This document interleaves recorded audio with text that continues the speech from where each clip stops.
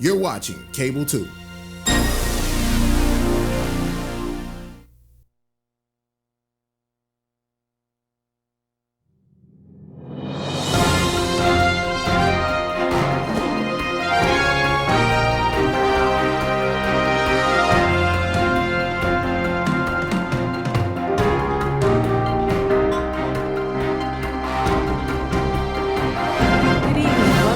August 27th, Winston-Salem Forsyth County Board of Education meeting. I am Shay Woodbury, Board Chair, and I appreciate your attendance. And I also say good evening to our viewers on Cable 2. Will you please rise as we say our Pledge of Allegiance and remain standing for the invocation. I pledge allegiance to the flag of the United States of America and to the republic for which it stands, one nation, under God, indivisible, with liberty and justice for all. May we pray, please? We are so blessed to start this year off with our teachers, with our classified employees, and with our students. We pray that this will be the best year that Winston-Salem Forsyth County Schools has ever had, and we ask for blessings. Amen.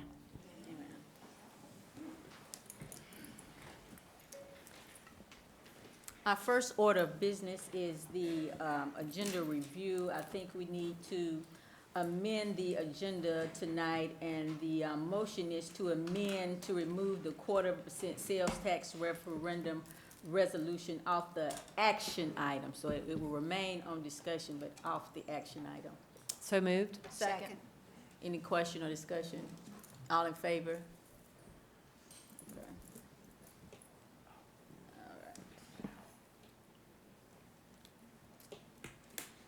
Our next order of business is public comments on the agenda items.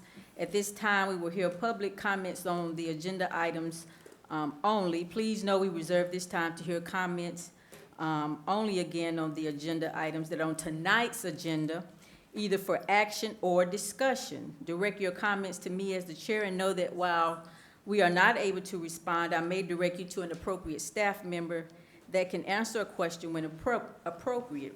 We do ask that you be respectful, kind, and know we cannot talk about sensitive and private student or personnel information in this public setting. While we hope that it doesn't, should the comments become personal attacks, contentious, or otherwise disruptive, I reserve the right to end the comment period. You will have 3 minutes to speak, and if you have more to share, always know you can email us directly. And thank you.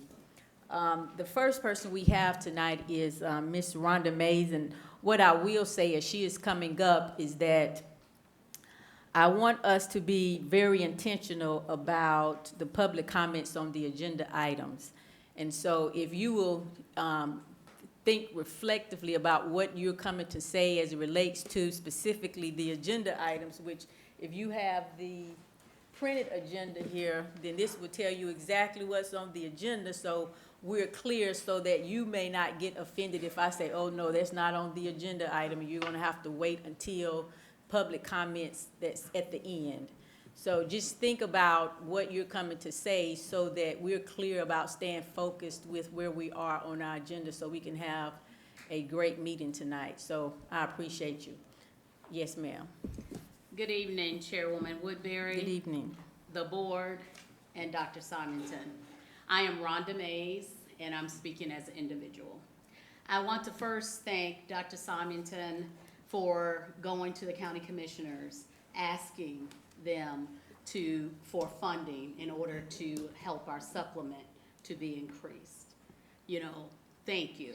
Thank you for the board for seeing the need to make certain that we have a supplemental increase, as well as asking for an increase for our education support professionals. Tonight, I would like to just say a few words concerning the 0.25% sales tax. It just concerns me as an individual about the referendum, because it normally is the case that once it's already put out there and put forward how funds are going to be raised, then we as a public community get behind the situation and begin to advocate for it.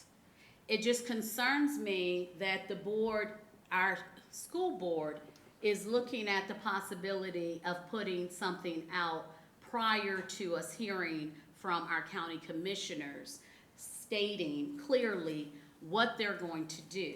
I also understand the fact that they cannot, there's no law governing them to say definitely that this money would actually be used for the school system ongoingly.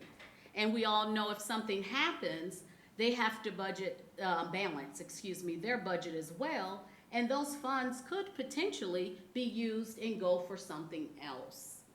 So as you consider this referendum, please keep that in mind, because it would not be a good thing for the board to say that we're gonna get this money and it's going to be used for salary increases and supplement increases for our educators, and then we don't have the money, and then the board is trying to find another way in which to fulfill your promise to the educators here in this district.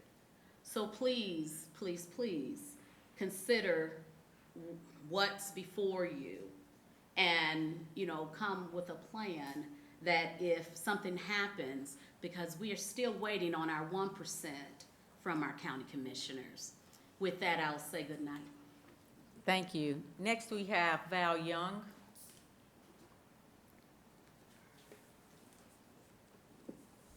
I am Val Young. I am president of FCAE. I'm a fully released president. Today we were talking about school fees being raised for people involved in sports. The only thing that kind of concerned me was that I want us to make sure that those students that have not in the past paid a fee, have been participating, that they can afford to pay that fee and participate. I know it's not a lot of money, but sometimes just that fee they can't afford, that we look forward and look to see that each student is able to participate, whether they have the money for that particular sport or not, that maybe we can go to the private sector and ask for money for different schools. Some schools have booster clubs that make phenomenal money for them, and some schools, they don't. So for those schools that have students that want to participate and no booster club, we need to find another avenue. Sometimes we feel like that's not our realm, our place to do that, but if the school doesn't have it, then it falls back on us as taxpayers to do it. And being an aunt of nephews who play sports, and I was very active with them, I would pay anything to see them play. So I also feel that way about other children who want to do the right thing, that I would pay anything to help them pay. And that fee that we're asking for, I think we have to go back and kind of look at, does everybody have an opportunity to play? So that's all I really wanted to say. We want to make sure every child has an opportunity to play, whether they can pay or not. Thank you. Next, we have Ms. Aisha Burrow. And what I will say, so that we're definitely on one accord with our buildings and grounds. Oh, you can come up. I just wanted to clarify that the order of business tonight in buildings and grounds was based on the Forsyth County growth pattern, technology, Wevideo, compostable trays, and then we approved the Wevideo. So if you have any comments outside of those issues dealing with buildings and grounds, then you will have to come during the open comments. Okay, so I think mine was about safety on Oh, buildings and grounds. Okay, so yes, you can come back during open comments. Okay. Thank you, ma'am. Next, we have Mr. Al Jabbar.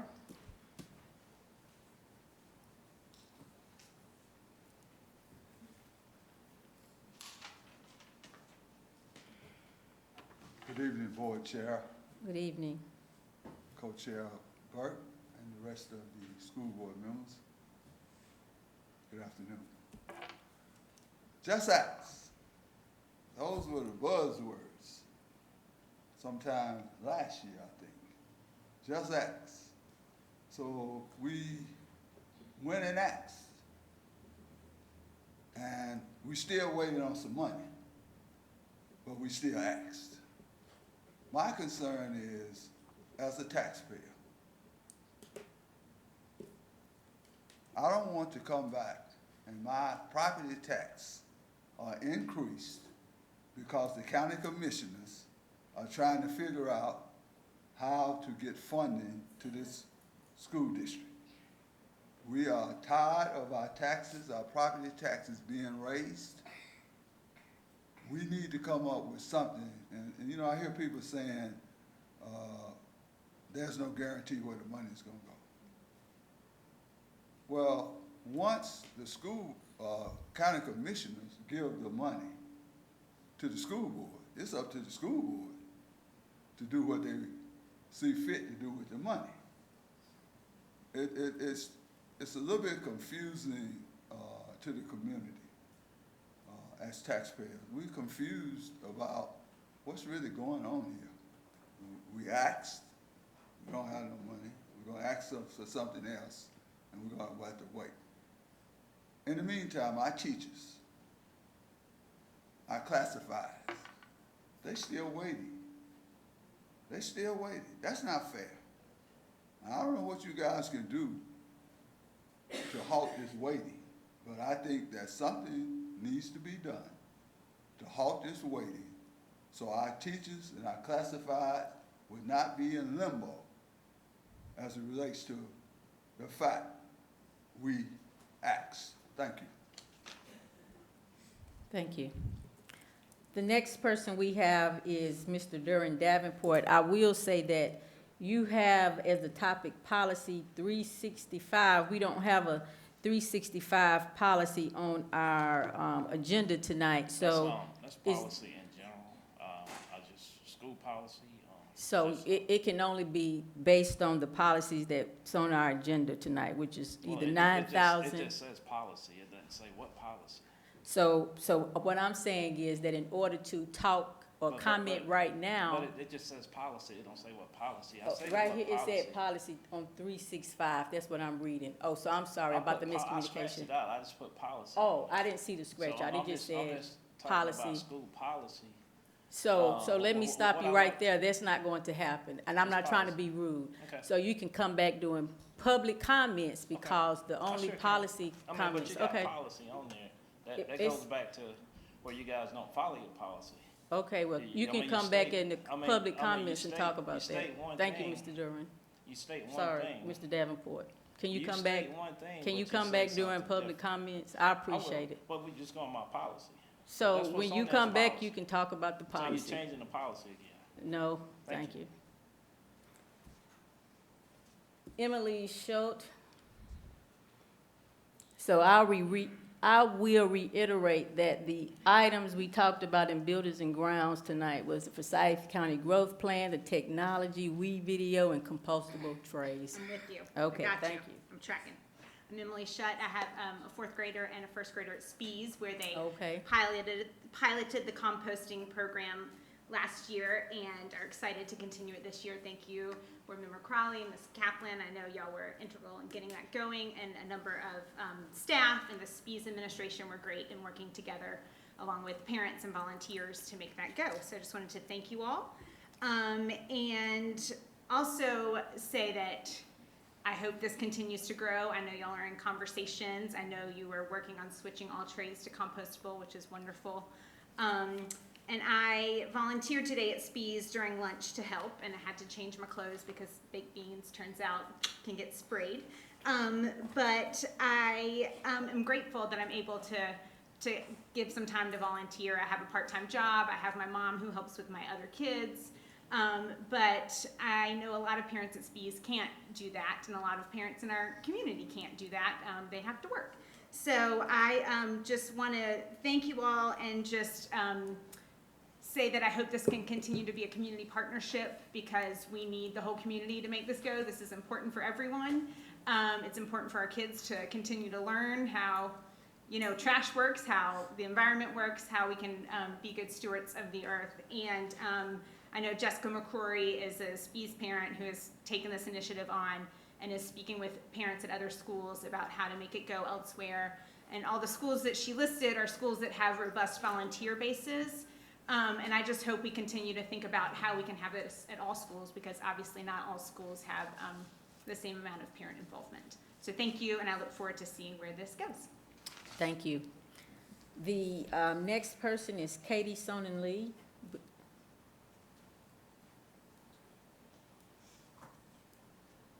I'm on the agenda. Okay. My name is Katie Sonnenly. Good evening, board members and Dr. Symington. My kids also go to SPEES. I wanted to also just say what a great program it's been. We had a whole discussion at breakfast today about how throwing your trash outside in the yard is actually good if it's food, but you can't throw regular trash outside because it doesn't decompose. We had this whole discussion about not just composting, but how things decompose, and you sort of recycle the plants that you're eating. If you're not eating them, you can recycle them and grow new plants in our garden. So it's really been something they're thinking about. Even my 4-year-old, who's going to be in SPEES next year, has been thinking about it. It's really been a good scientific program for them, not just that we're diverting waste. It's actually been really educational for them, and I hope that it will continue. And again, thank you for all the work that you and Ms. Kaplan did. And I also want to make sure that when we're looking at this growth pattern, I know there's talking about the growth in the county this week, or maybe it's today, and about where we're going to have new schools. And when we're looking at new schools, we can think about what we can do to make them as eco-friendly as possible, not just because we're like tree-hugging do-gooders, but because it's actually economically important to put skylights in. You can reduce your electricity bill. You can harvest rainwater to reduce some of the landscaping water that we do. Things like that we can actually see long-term gains from, not just ecologically, but also economically, and things to help with the school system budget, because I know that's always a challenge. And I also want to say that as we're looking at these different growth areas, we don't want to forget about the schools that we have inside sort of the urban core of our county, not just in that some of them need new schools, but also how can we shift some of the districts to accommodate some of this new, there's this great chart here about the new increasing capacity at different schools, how we can shift some of those zones so that we can shift some of those students into those schools that do have space, so that we're not constantly having to build schools because the donut, as they call it, is growing, but we have space inside the district as well. And then also just to reiterate that we're still waiting for land for Ashley and Brunson and some of the other schools that are in the district planning to be rebuilt. So we hope that will move forward quickly. Yeah, that's it. Thank you all. Thank you.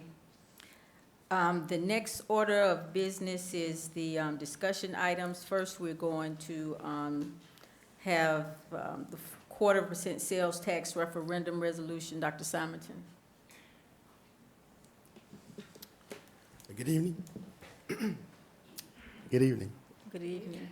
At our Finance Committee meeting last week, we talked about the board's interest in the 0.25% sales tax, and you discussed some options. And I just wanted to cover what's found on your agenda page related to the sales tax, and that is that the county commissioners in their June budget ordinance approved for the Board of Education to consider a 0.25% sales tax, and some of the considerations for that sales tax are found in the board page. Some of the things that are part of that include sales tax data that suggests that an estimated $13 million would be available to the district from the county.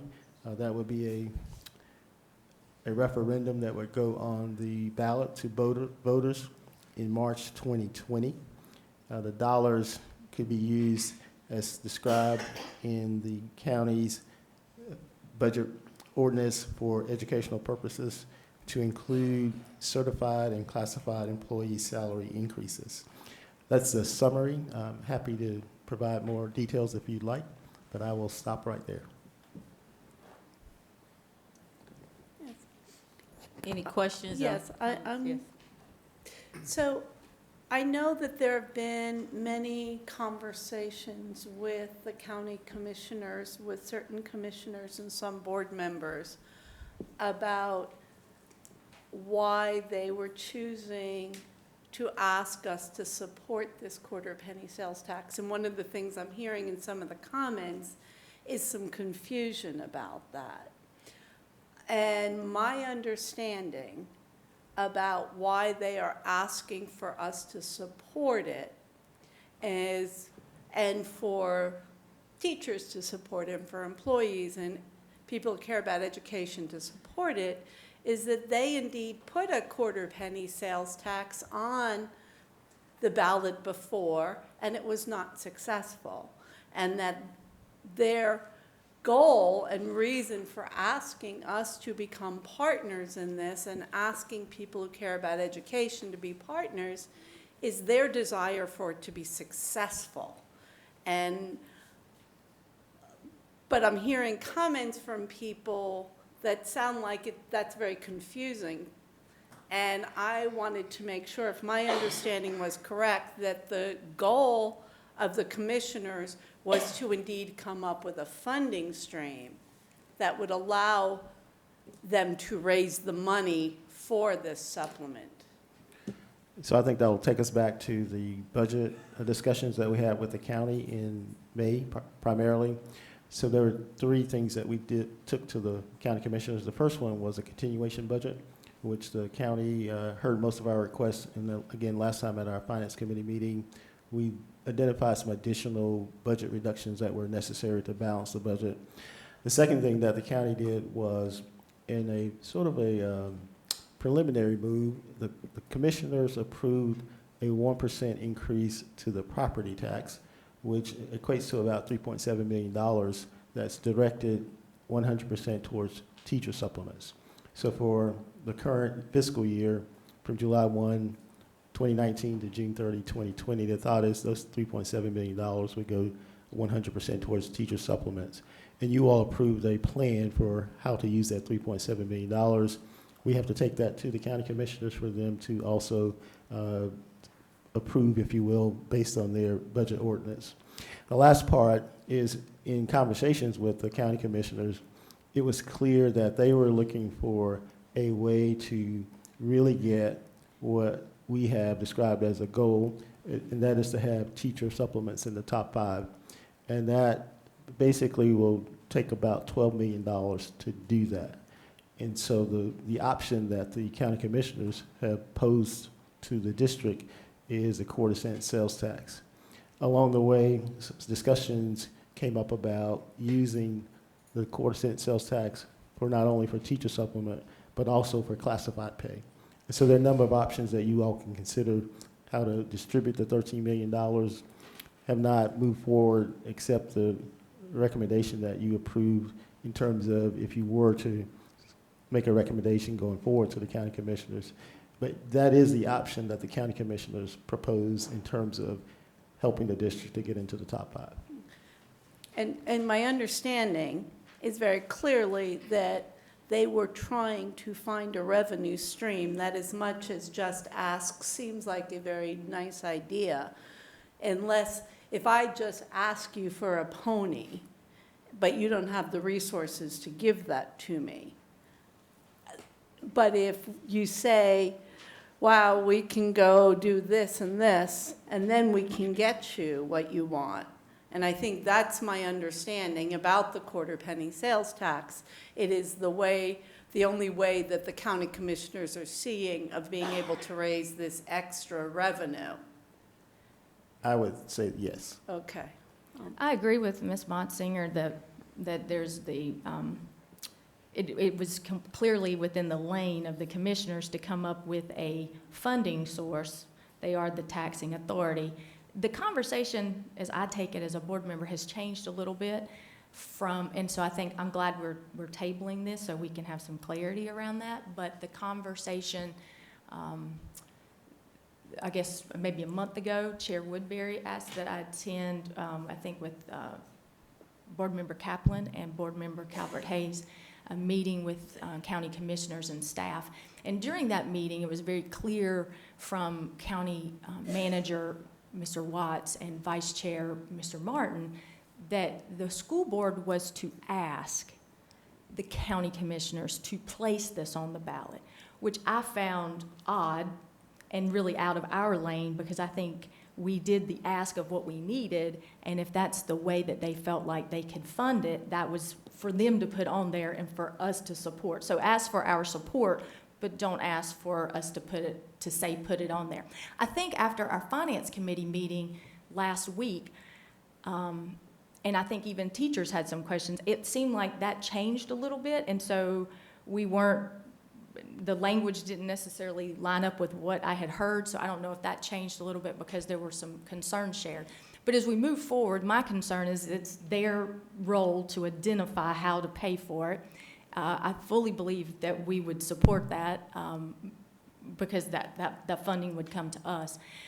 Without having the bill in place that would allow on the ballot to say it's for educational funding, I also think that both the Board of Education and the county commissioners should, not for each other, but for the voter, make a public pledge that while we are sitting in our seats and what we can control, that we will make sure that while we're there, this funding source will be used that way. Though we cannot hold other boards to other things, I do think that that is something that would, as a voter, would make them feel like, as I think one of our speakers tonight said about, you know, where's this money going to go? So if we could do that, I would appreciate that. I think that would go a long way with our voters, and I think both of us should commit to that.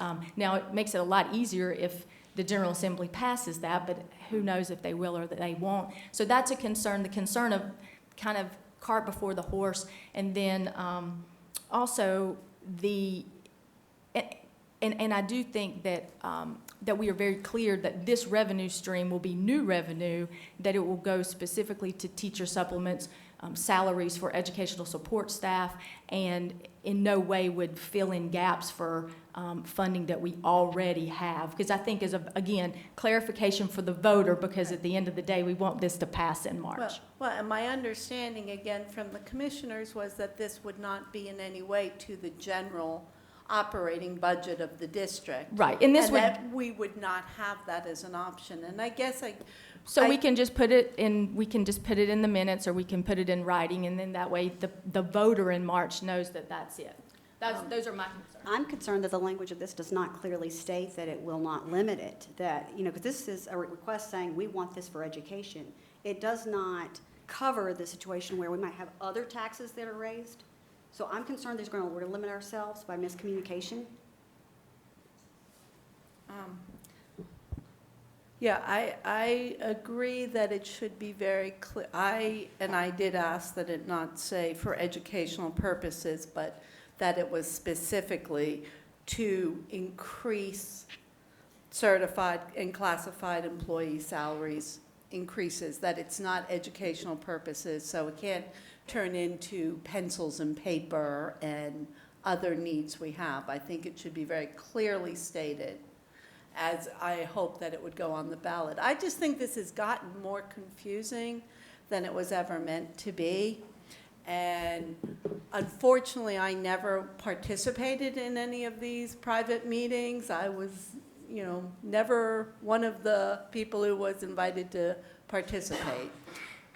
I have had some private conversations with county commissioners, and my understanding from those conversations is clearly what they're asking for is a real vote of support from the board to communicate to the community at large that this is something that we really want for our employees and that we'll support it when it goes to a ballot. Again, school bonds have always passed in this county. The quarter penny sales tax that the county commissioners put on to pay for the courthouse and to go ultimately to supplements did not pass. I believe it's a tactical move trying to make sure that it's successful this time. I think everybody agrees that we want to increase our employees' pay. And I think this was a request trying to get us in a position to be able to be successful. I would just like to make sure the language is appropriate, Elizabeth, because there was no private meetings because we're a public entity.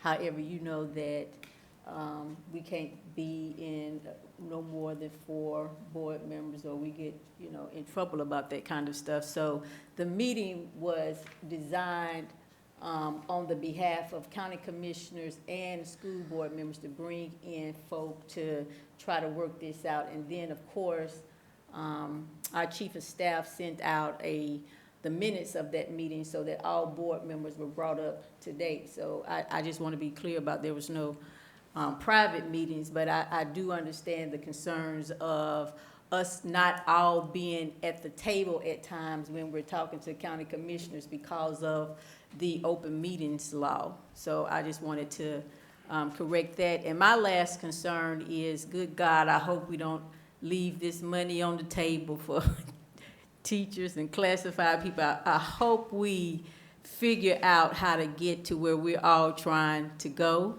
But I do understand that there are some legitimate concerns that I respect from the different board members, but I just want us to work collaboratively with one another, with county commissioners. I see Fleming Elamine in here from the county commissioners tonight. And also with FCAE. Val Young has been a part of conversations that we've been having to make sure that the voice of our educators are included as we move down this road versus asking them to come on board at the end of the journey. So I really am hopeful that at the end of the day, it will work out for the good of the whole, which is for our children at the end of the day. Ms. Woodbury, Yes. I don't want to get ahead of the board, but Yep. as it relates to the resolution that's drafted, Mm-hmm. are you all going to provide language back to us to do? Yes. Or would you, okay. Yes, we are. I'm sorry, I'm going to have to back up and agree with Elizabeth. There was a meeting, there were 2 meetings, and we did have 2 meetings so that the county commissioners, if they wanted to attend, could attend without violating open meeting laws. That opportunity was there for the county commissioners, but it was not available for the school board members. So some of us, as Elizabeth stated, did not have an opportunity to participate. Therefore, I think that we are asking questions and we're not really, we're a little confused about a plan and how to move forward. I believe every board member up here would like to make sure that our teachers, our classified employees, our bus drivers, every person that works in the school district will have an opportunity for an increase. And I think that if we go back and if we all have an opportunity to have a seat at the table, I think that we can work out a resolution so that we can make sure that we take care of our employees.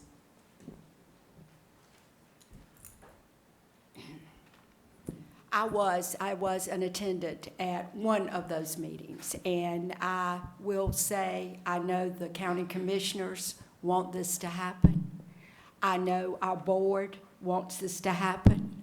I also know Val, who came to the meetings also as the new president, wants this to happen. And we want to do this the right way. We want our teachers, we want our bus drivers and our other employees to be paid what other cities and towns are paying. Otherwise, we are not going to be able to compete with the best. So I feel like what we can do to work together, and right now we have 3 teams that are working hard to try to do the right thing, because what we all want is the same results. And I look forward to seeing, hopefully, our employees rise to the top. Thank you. Are there any more questions or comments? I think at this point, if board members will communicate any suggestions as it relates to the wording of the resolution, to pass that on to Dion, then we can, have everyone's input and try to come up with something to share with the county commissioners. The next item is the 2019-20 CCIP LEA Title I Plan by Kelly Hales.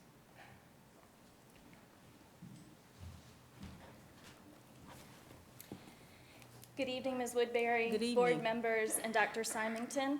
We come to you this evening with the annual Title I application.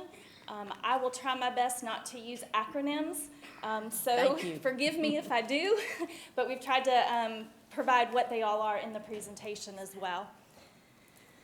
So just to set the stage, ESSA, or the Every Student Succeeds Act, was signed into law as a reauthorization from legislation from 1965, and it is our governing piece of legislation for our federal programs.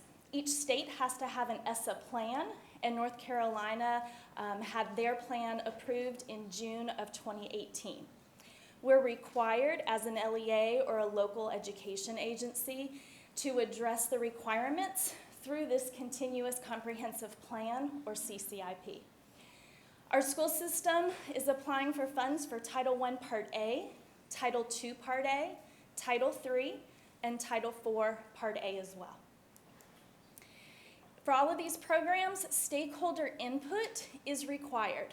And so for the second year, we did a community survey. It was available in 6 languages, so that we were inclusive of our community. It was available both electronically and also printed copies. We received almost 800 responses. The responses from our community either confirmed strategies that we've been implementing in 1819 or previously, in suggestions to enhance strategies, or even opportunities to develop new strategies. All of the survey results were reviewed by our Research and Evaluation Department. Wanted to share with you the breakdown of our responses. So as you can see, we did have responses from elected officials, from parents, from students, from former employees, former students.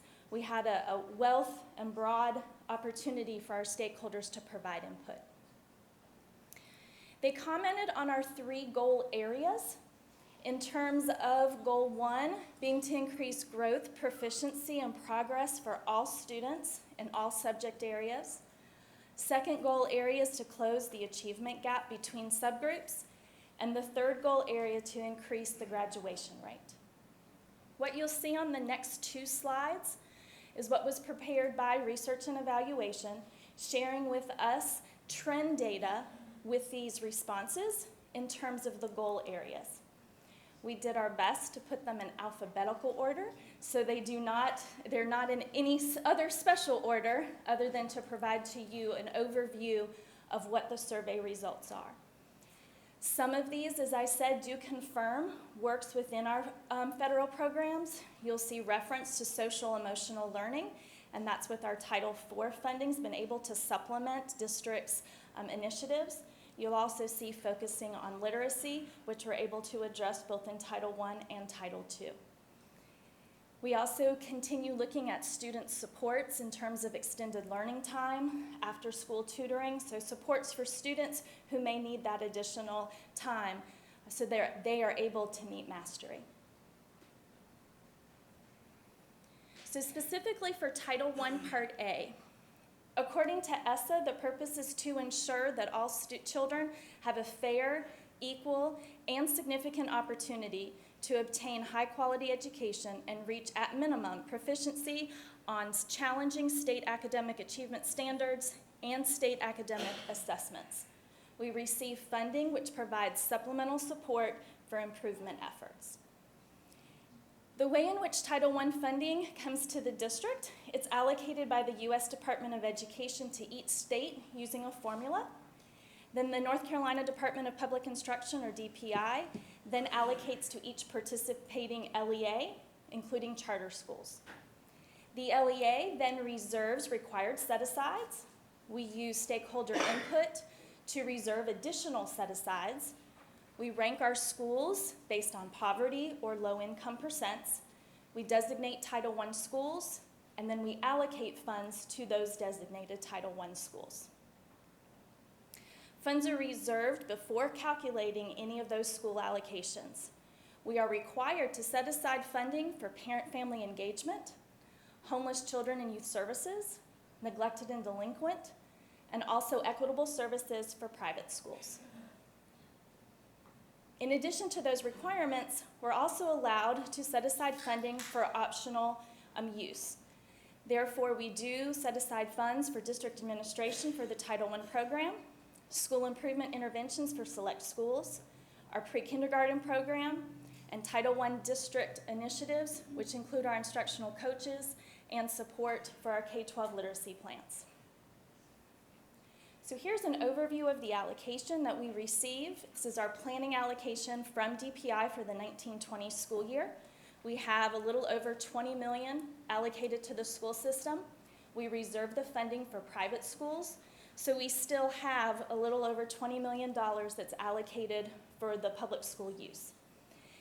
You'll see these are the reservations and set-asides, both required and optional, and how they break down. So off the top, we reserve a little over $7 million to support these initiatives, either required or optional. So our Title I designations. We use community eligibility provision, or CEP data, in terms of our percent low income. Schools that have a percent of 75% or higher must be designated and served as a Title I school. Schools with at least 40% can be designated a Title I program and operate a school-wide program. Based on the April 2019 data, which we are required to use, 42 schools are designated as Title I and will be served in the current school year. The percent poverty for these schools range from 66.18% to 100%. The district also uses poverty bands for allocations. A poverty band is grouping a set of schools based on their low-income data and provide the school with a higher per pupil amount, or PPA, than schools with lower percents of low poverty. You'll see here how we allocate the funds. We use the school allocation is the per pupil amount within the poverty band times the number of identified low-income students in the school. The parent-family engagement allocation is calculated the same way, a per pupil allocation times the amount of low-income students. We have 42 schools, as I stated previously. No new schools are designated, so the same schools of the previous school year will be served again, which includes 27 elementary schools, 8 middle schools, 7 high schools. Every Title I school develops and implements a school-wide plan, and it allows the school to use Title I funds to help struggling learners meet the challenging assessments and academic standards, but use the supplemental funds to also raise the quality of the entire school's education program. So you'll see that the allotment for public school use, our reservations were a little over $7 million. From that new money, we had $13 million available to schools, and then we had $2.5 million of unspent funds from 18-19, or carryover funds, that we've allocated directly to the schools. We're allocating the same amount as we did in 18-19 directly to the schools. At the school level, there's also annual planning. The schools complete a comprehensive needs assessment. They summarize it within NC STAR. Then with parent and family input, Title I schools develop their budgets that reflect the supplemental funding that supports the implementation of their school improvement plan. Some common strategies that Title I funds support are supplemental staff, which could be teachers, teacher assistants, tech assistants, also instructional supplies, which could be additional manipulatives, guided reading books, also to increase the media selections in the media center.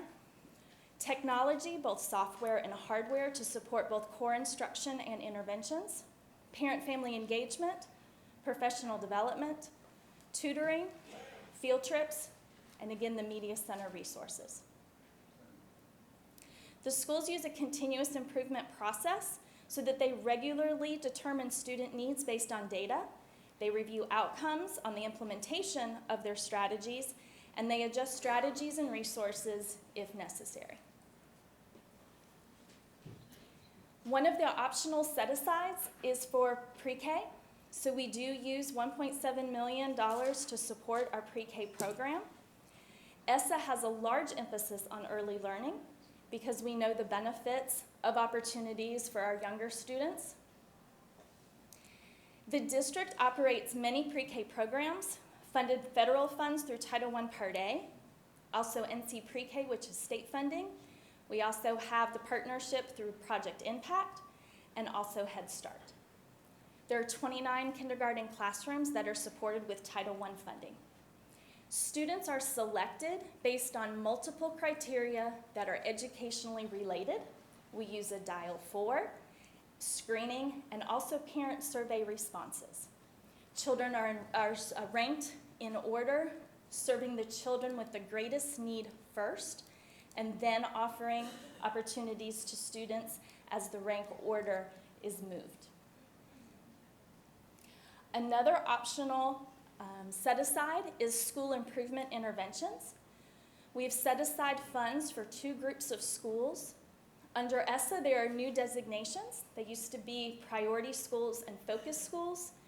Now they are comprehensive support and improvement, or CSI, and targeted support and improvement, or TSI. So with these, for the school year, we have 11 CSI schools and 50 TSI schools. There are different designations within the 2, as you can see, but that would just give me more acronyms to give you, but sharing with what those are. The TSI CU, or continuously underperforming, will be identified once the State Board of Education approves the data from the past school year, and we may have schools identified for the 1920 school year. The TSI schools, or AT schools, were allocated from DPI a one-time allocation specifically for professional development. This is in addition to the funds that we have set aside to support the schools.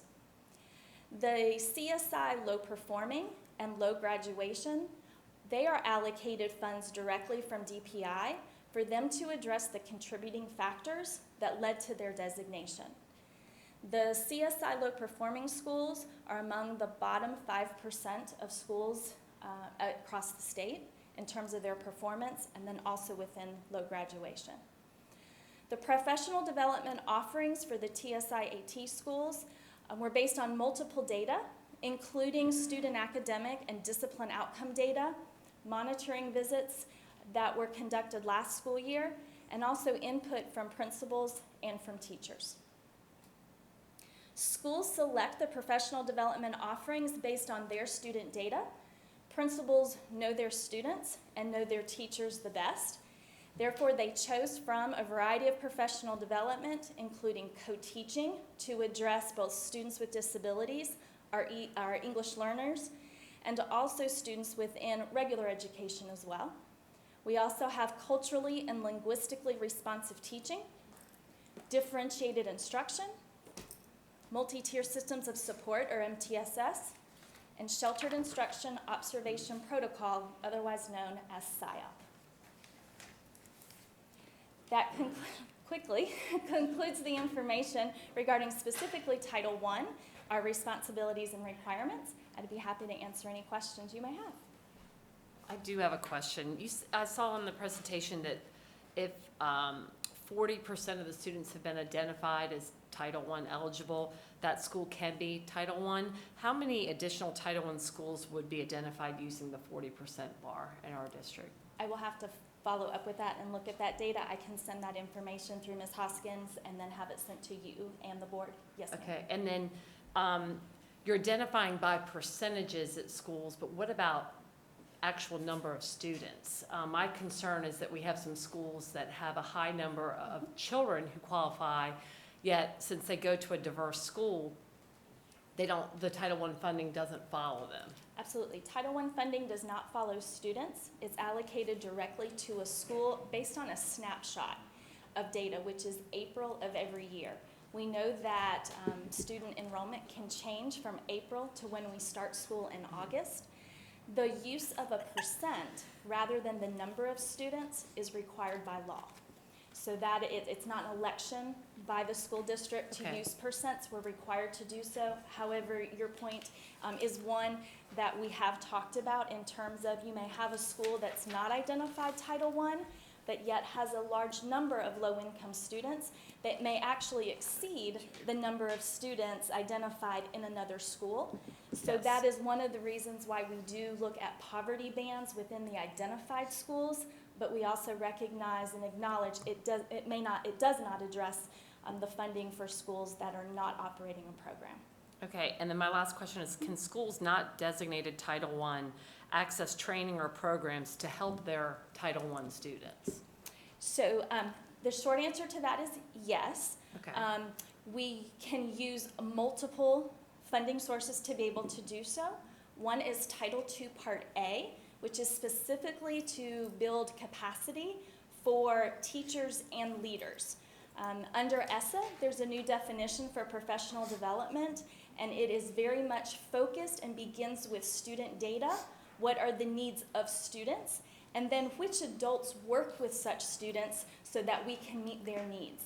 That definition of professional development applies to all of the programs under ESSA. And when we speak about professional development for our identified TSI schools, we are following that definition, which includes ongoing, job-embedded, comprehensive professional development.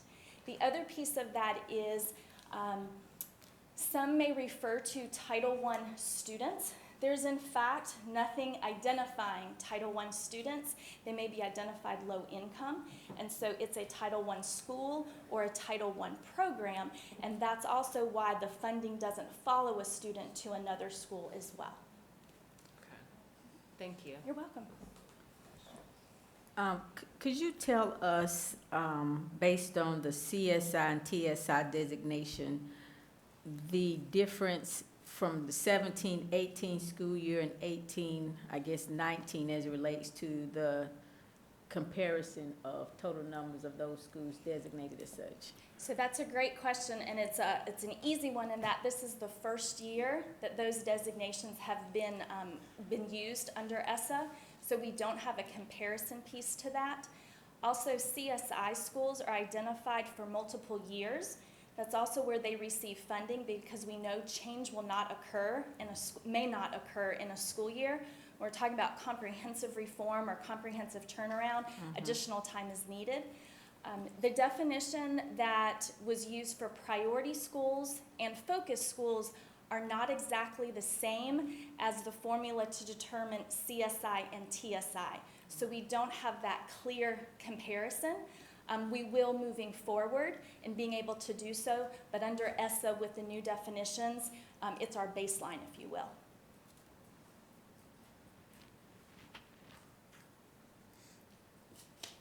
Are there any other questions? Okay, the next item is the teacher-created materials contract. Yes, so it follows the topic we just talked about of reserving some of the funds and talking about TSI schools.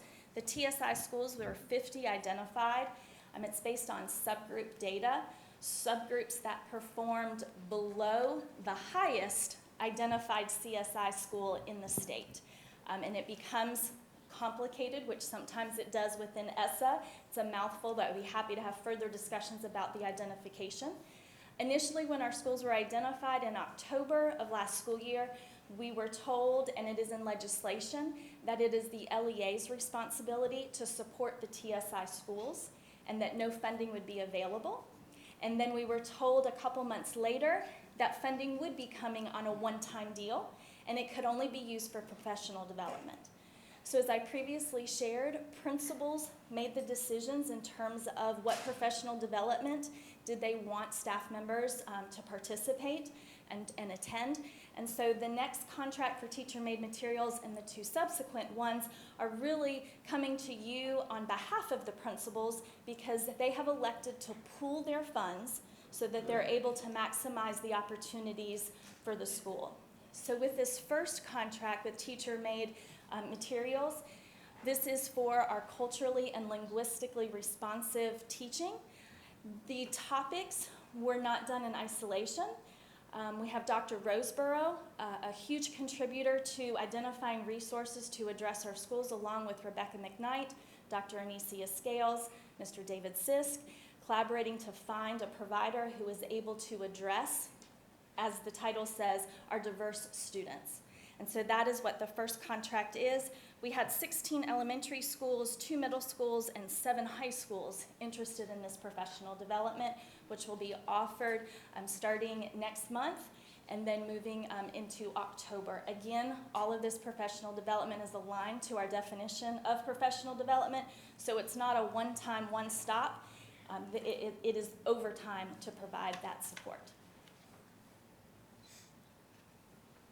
Are there any questions for the teacher-created materials contract?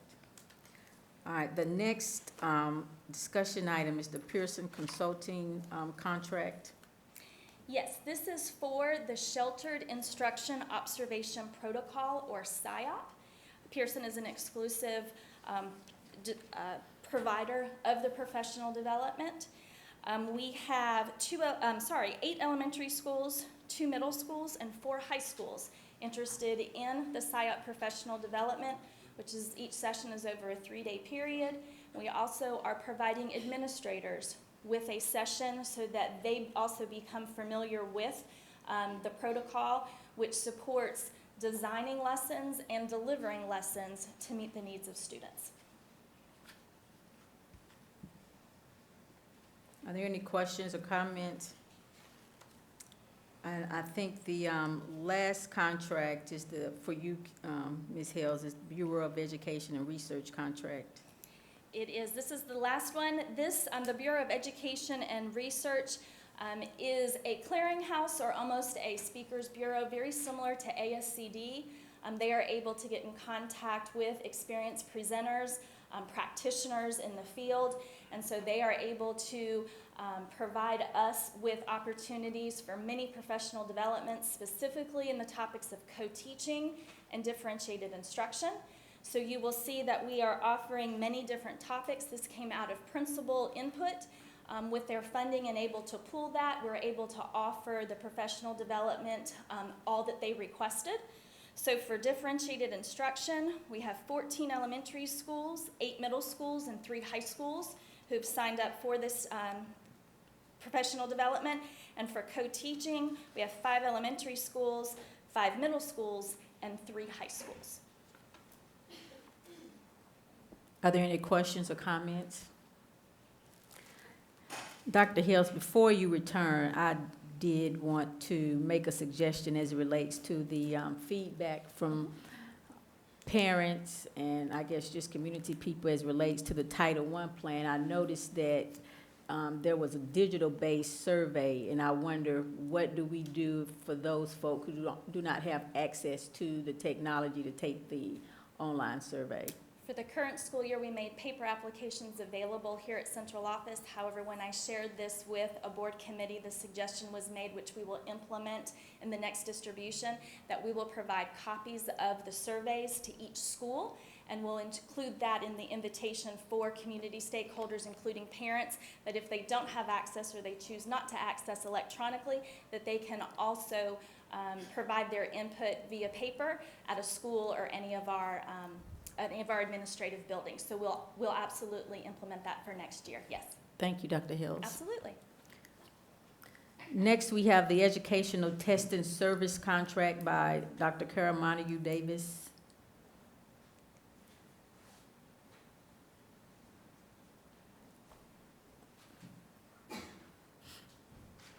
Good evening, Ms. Good Whitford, evening. Dr. Simington, Ms. Burke, and the rest of the board members. Thank you for allowing me to come tonight to share with the ISA contract. It stands for the Institute of Student Achievement and is part of our school improvement grant that we have, and we're in year 4 of that grant. And so we're starting year 4, and it's a 5-year grant, and the 5-year grant ends not this school year, next school year, which is sustainability. It is one of the companies that the SIG grant was built on, that was the only that when Carver was able to get that SIG grant, because this was the only company that served the high school turnaround model. And they fall up under 3 categories. And one of their categories is college in preparation, teaching and learning.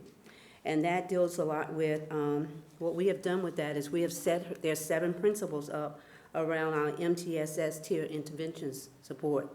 So when it deals with their first principle, which college and career readiness, we have, under their leadership and their supervision, we have incorporated some programs there, which we have EQ, which means that we're enrolled, enlisted, or employed.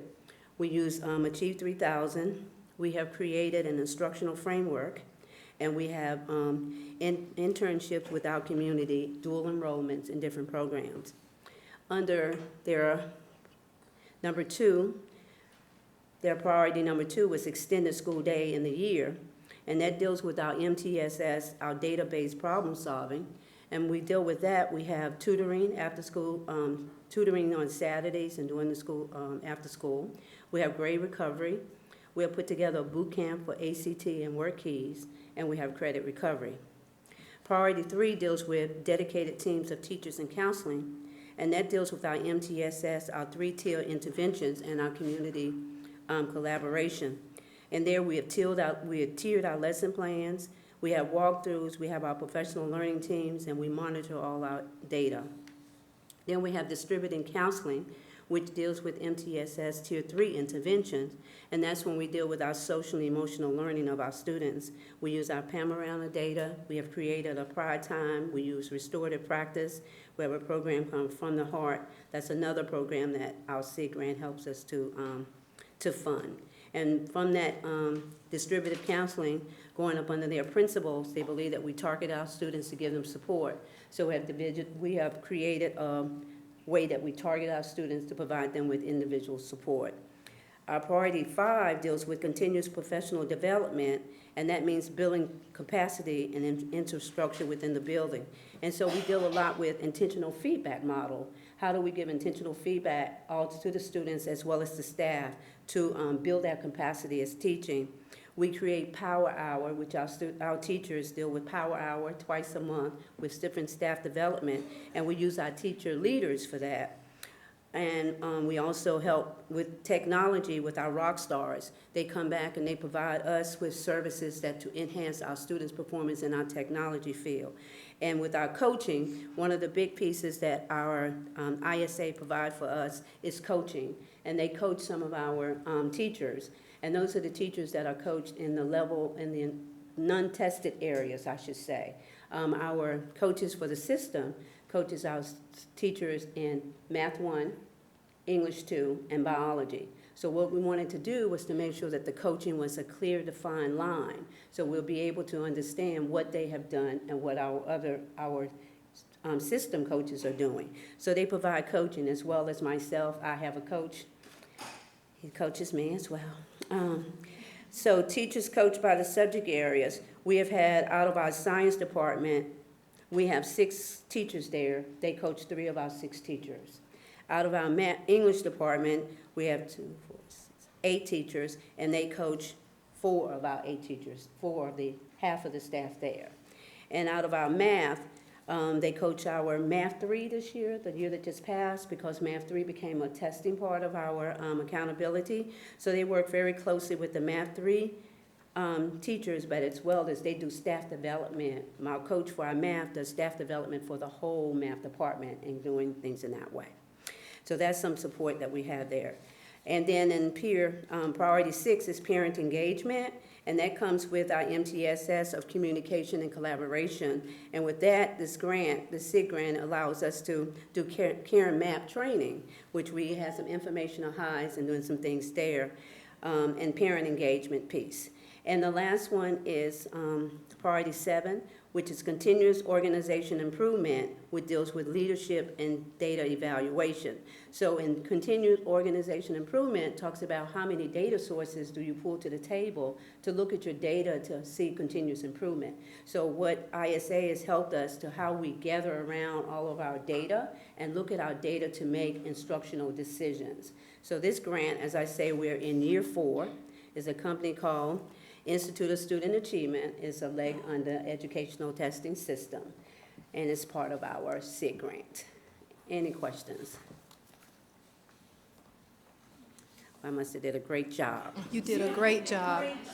I appreciate No that. comments, but I will say that I have been part of that since the beginning, and everything that you read, I was about to say, we have done. Well, I guess we have. We have done at Carver High School, so thank you. Thank you. And I want to say thank you, Dr. Simonton, for your leadership during the time that you've been with our system. Thank you so much. Thank you. Next, we have the Finance Committee report by Board Member Kaplan. I'm not sure if she asked someone to read it in her place because she's not here to thank you. Forgot about it. She sent it to me though. Hold on 1 second. Do you want me to go to another board member and then That'd be come back? great. Okay, no problem. We'll skip to the Policy Committee report since you were the next person with the buildings and grounds. So, Board Member Calvert-Hayes, could you give us the Policy Committee report? I can. This will be rather short. We went over Policy 2000. We have talked about that before, so what we wanted to do was approve that, and that is the general authority of the Board of Education bylaws, and that was approved. We also talked about Policy 3220, and that is student fees. We do have some fees that the students pay, that if they are members of the band or if they are involved in some of the different sports that we have. So we did talk about that and found that to be very, very interesting because we want our kids to all be a part of what is going on with sports, as Val said today. So we had approval on that also. Any questions or comments? You ready, Board Member? Yes. Okay, thank you. Okay, this is reading it for Board Member Kaplan. The Finance Committee met on August 20th to discuss Article 46 sales tax referendum request. Chair Woodbury introduced us to Best in C by presenting a short video and discussed her role in assisting us with the request referendum by providing us with the necessary data to help us make decisions regarding the percentages we should allocate to classified and certified employees should the quarter-cent sales tax pass. Alex Hoskins walked us through the PowerPoint presentation concerning the quarter-cent sales tax referendum with the three-part strategy to attract, support, and retain employees. Dr. Simonton discussed the quarter-cent sales tax considerations with 3 options for allocating the anticipated funds. His recommendation was to use option A with a breakdown of 75% of the funds going to teacher supplement and 25% going to classified employees' pay increases. After discussion, a motion for approval of Article 46 sales tax referendum was passed with a 3-to-1 vote by the Finance Committee, and it will go to the entire board for a vote in September. The meeting was adjourned. Thank you. Any questions, comments? All right. Next, we'll have the Buildings and Grounds Committee report by Board Member Crowley. Buildings and Grounds met this afternoon. We had the report from the city planner talking about the growth in the area and comparing the studies from 2006 to 2011 with the study from 2013 to 2018. And really the only difference was the additional growth in downtown dwellings. But it still remained 40% of the growth was in the southwest area, 20% of the growth was in the east, and then the rest was kind of evenly distributed. We also talked about Wevideo, which is on the action items list for tonight, and the need for this 21st century skill for our students and our teachers to be able to make videos. And this is an editing system which would allow access for all students, not just ones that happen to have iMovie on their laptop or Chromebook at home. And then lastly, we talked about the Compostable Tray Initiative, which a couple speakers mentioned tonight. The district hopes that by late fall, we will have exhausted our stock of polystyrene trays and we'll be switching over to all compostable trays. And that's only for the schools that aren't using the trays that you can wash and reuse. So that, ideally, we would have wash and reuse, but that's not the case in all schools. So, and those schools will be moving to compostable trays. And some of the benefits noted at SPEES was they've had a huge reduction in trash in the dumpster, as much as they think is 200 pounds a week. And they're going to be doing more data collection on that. And also a reduction in the amount of trash bags that they use. We had a third grade speaker from SPEES where the pilot took place, and she talked about how it's helped her environmental awareness and stewardship. And the meeting was adjourned. Thank you. Any questions or comments? Thank you. Next, we have the Curriculum Committee report by Vice Chair Barbara Burke. Good evening. The Curriculum Committee met August 20th, and the first discussion item was led by Dr. Corliss Thompson-Drew, Director of Psychological Services. She discussed the signs of suicide prevention and training. The Signs of Suicide Prevention is designed for 6th through 12th graders with developmentally appropriate videos for each grade level, middle through high school. It is implemented in one class and combines 2 suicide prevention strategies, peer-focused and depression screening. The main teaching tool for this program is an educational video that teaches students to identify signs of depression and suicide in themselves or while encouraging others to seek help. Excuse me, I said it wrong, help seeking. She noted the help-seeking behaviors are ACT, acknowledge, care, and trust. This year, the program will be delivered to 7th graders and next year to 10th graders. The Signs of Suicide program will be delivered this year, November 4th through December 6th, to small groups of 30 to 35 students in health and PE classes facilitated by student services personnel and health and PE instructors. Dr. Thompson-Drew emphasized the importance of removing the stigma of discussing suicide. She also described the half-day Signs of Suicide implementer training, which prepares key staff to provide suicide prevention education and mental health screening for students and engage trusted adults in these efforts. The Curriculum Committee and the Board of Education expressed appreciation for the positive offering of this program, including the educational component, students at risk identification, and establishing the trusted adult component to help keep our kids safe.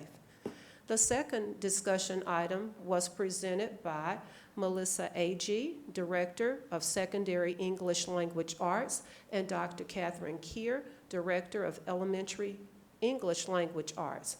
They both worked together to create the mission for the K-12 literacy plan, which is to build capacity to deliver effective literacy instruction, ensuring students master foundational reading skills that support grade-level comprehension, apply appropriate strategies when reading for different purposes, and write and communicate analytically, critically, while demonstrating digital literacy. Ms. Agee reviewed what was already in place for literacy in elementary and secondary as consistent with balanced literacy, including a variety of reading and writing programs. She shared 5 missing elements. She said that they included shared understanding of literacy, of the literacy plan, consistent screeners across grade levels in schools, focused intervention strategies for each grade level, and a plan to increase teacher capacity to build strong reading as well as monitor the implementation of the plan. Both Ms. Agee and Dr. Keir discussed the importance of family and community involvement by administering a beginning and end-of-year survey for parents regarding the needs and helping their children read, write, and speak. The plan includes continuing and expanding community partnerships on literacy through regular meetings with parents and community partners as a collaborative. Respectfully submitted. Thank you. Any questions or comments? Okay. The next order of business is the action items. So the first is to consider approval of the 2019-20 CCIP LEA Title I plans. There a motion to approve? Second. Any questions or comments? All in favor? Any opposed? All right. The next item is the approval of the teacher-created materials contract. Is there a motion to approve? Motion to approve. Second. Any questions or comments? All in favor? Any opposed? The next item is the Pearson consulting contract. Is there a motion to approve? So moved. Second. Any questions or comments? All in favor? Any opposed? The next item is the Bureau of Education and Research contract. Is there a motion to approve? Second. Questions or comments? All in favor? Any opposed?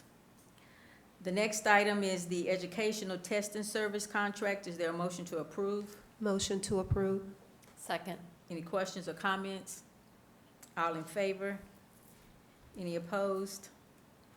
The next item is the Wevideo subscription. Is there a motion to approve? Motion. Second. Questions or comments? All in favor? Any opposed? The next item is the Policy 9000 bylaws and Policy 3250.2 student fees. Is there a motion to approve? Second. Questions or comments? All in favor?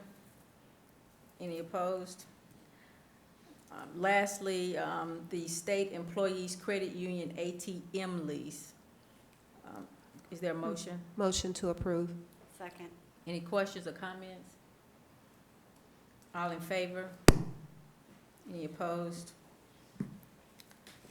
The next order of business is the consent agenda items, which includes approval of the meeting minutes for August 13th, 2019, approval of the general personnel report, and approval of the appointment to the FTCC Board of Trustees. Is there a motion to approve? Motion to approve. Second. Questions or comments? All in favor? Any opposed? Okay, motion carries. So before we begin this section of our meeting in which anyone can comment on anything, we say good night to our Cable 2 viewers and thank you for watching. This concludes our broadcast.